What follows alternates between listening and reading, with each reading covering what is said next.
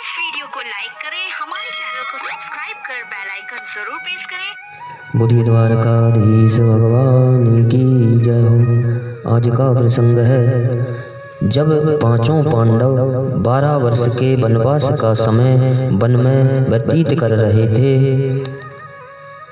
One में पांडव घूमने गए हुए थे और द्रौपदी आश्रम में अकेली थी। उसी समय सिंधु नरेश जयद्रथ, जो कि दुर्योधन की बहन दुशाला का पति यानी दुर्योधन का बहनोई जयद्रथ, वहां पांडवों के आश्रम में आया और मौका पाके उसने द्रौपदी का हरण किया। और भगवान शिव जी से जयद्रथ ने कौन सा वरदान मांगा था, यही प्रसंग सुनाने जा रहे हैं। आशा करते हैं आप इसे अवश्य ही पसंद करेंगे। यह प्रसंग महाभारत के वन पर्व से लिया गया है। एक दिन पांडव पांचों भाई जंगल में घूमने गए हुए थे। आश्रम में केवल द्रौपदी अकेली थी तथा धौम्य ऋषि भी वहीं अपनी पर्णकुटी में थे।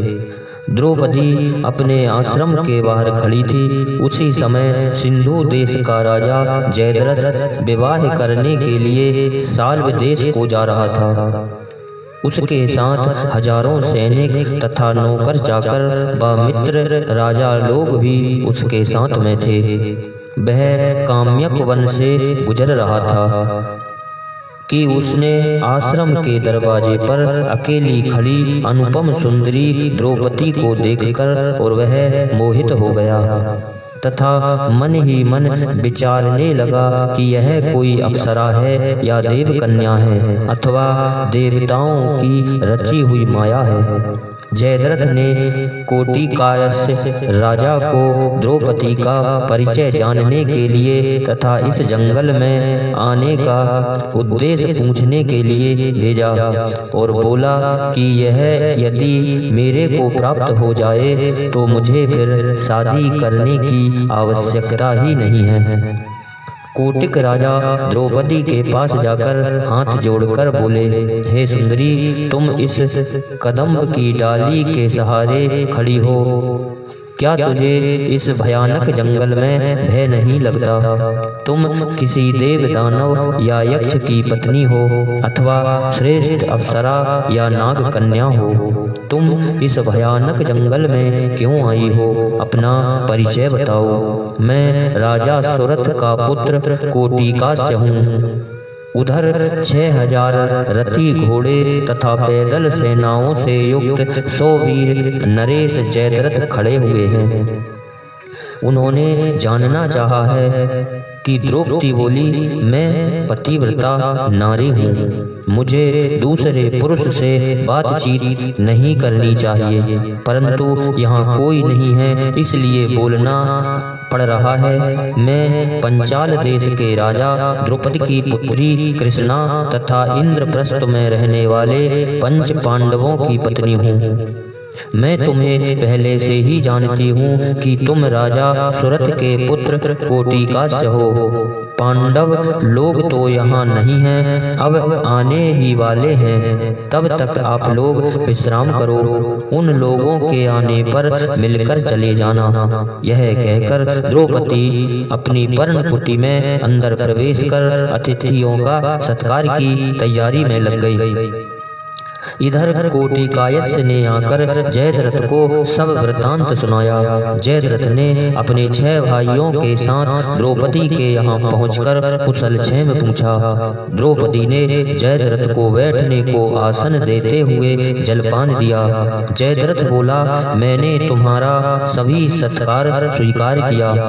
अब मेरा विचार है कि पांडवों के पास अब धन नहीं रहा तथा वे राज्य से निकाल दिए गए हैं। उनके साथ तुम्हें रहने से तो मात्र कष्ट ही कष्ट मिलता है। तुम पांडवों को त्याग कर मेरी पत्नी बनकर आराम से रहो। तुम संपूर्ण राज्य की रानी बनोगी। जयद्रथ की इस तरह की बात सुनकर द्रौपदी कांप गई और भयंकर क्रोध से लाल लाल आंखें कर बोली कि मूर्ख, तुम्हें ऐसा कहते शर्म नहीं आती?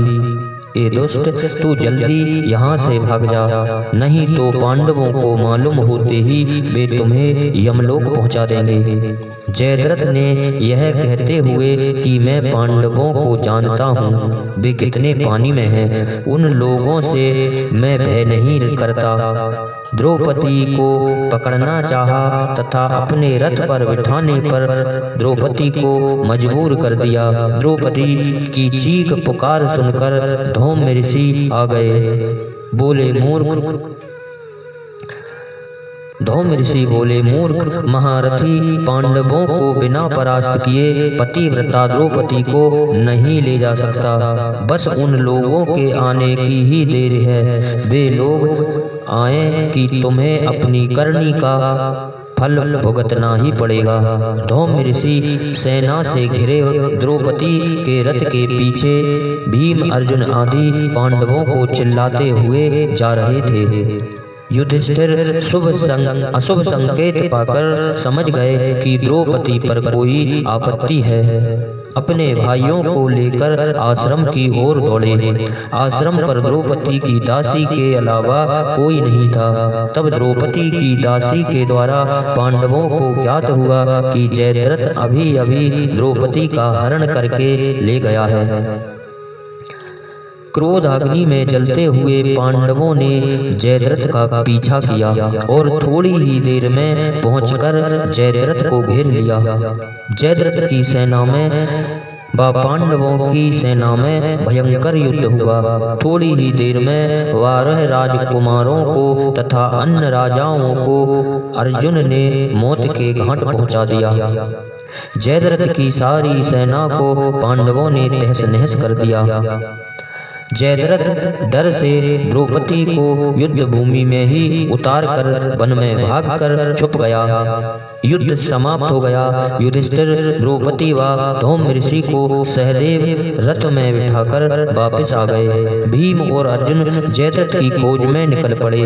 धर्मराज युधिष्ठिर बोले, हे भीम और अर्जुन, सुनो, जयद्रथ तो वास्तव में ही दुष्ट है, परंतु दुर्योधन की बहन दुशाला व गांधारी का ख्याल रखकर उसे जान से मत मारना। भागते हुए जयद्रथ को भीम और अर्जुन ने पकड़ लिया। भीम उसे लात घूंसे से अच्छी तरह मारने लगे। अर्जुन ने भीम को याद दिलाया कि भैया, दुशाला के वैधव्य का विचार करके धर्मराज की आज्ञा को मानकर इसको जान से मत मारना। भीमसेन ने अर्धचंद्र सा जयद्रथ का सिर मुड़वाकर 5 चोटियां रख दी। फिर उसे धिक्कारते हुए यह स्वीकार कराया कि तुम्हें सभा समाज में अपने को दास बताना होगा। धूल दूसरित घायल जयद्रथ के हाथ बांधे दोनों भाइयों ने धर्मराज युधिष्ठिर के सामने लाकर पटक दिया। युधिष्ठिर जयद्रथ की इस दशा को देखकर हंसते हुए उसे गलती पुनः ना करने के लिए दास स्वभाव से भी मुक्ति देकर अपने नगर को जाने को कह दिया। जयद्रथ लज्जा के मारे सिर झुकाए वहां से चल दिया, परंतु उसके हृदय में अत्यंत ही कष्ट था तथा अपमान का बदला लेने की दृढ़ इच्छा थी। अतः उसने अपनी राजधानी को जाकर हरिद्वार जयद्रथ अपनी राजधानी को ना जाकर हरिद्वार में आकर भगवान शंकर को अपनी तपस्या से उसने प्रसन्न किया और युद्ध में 5 पांडवों को जीतने के लिए भगवान भोलेनाथ से वरदान मांगा। भगवान शंकर जी ने कहा कि पांडवों को ना कोई हरा सकता है ना जीत सकता है, यहाँ तक कि देवता लोग भी नहीं जीत सकते, फिर तुम्हारी क्या गिनती है। मेरे वरदान से तुम अर्जुन को छोड़कर शेष पांडवों को केवल 1 दिन के लिए जीत सकोगे, ऐसा भगवान शिव जी ने कहा। ऐसा कहकर भगवान शंकर भगवान अंतर ध्यान हो गए और यही वरदान के कारण एक दिन पांडवों को अभिमन्यु वध के दिन जयद्रथ ने चक्रव्यूह के अंदर प्रवेश नहीं करने दिया था, इसी वरदान के कारण। और अभिमन्यु का वध हुआ था। इन्हीं शब्दों के साथ बोलिए द्वारकाधीश भगवान की जय।